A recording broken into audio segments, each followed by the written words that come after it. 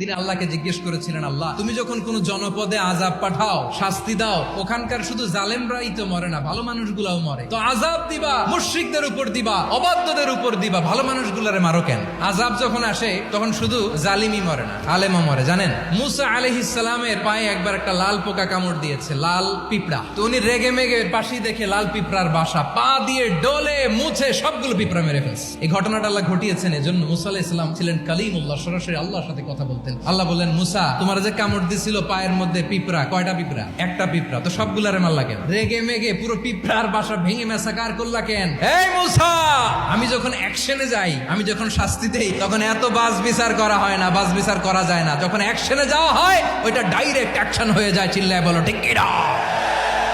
এজন্য আমাদের বাঁচার জন্য হলে ওই পাপ থামাতে হবে, কারণ আযাব আসলে ওরাও মরবে, আমরাও মরবো।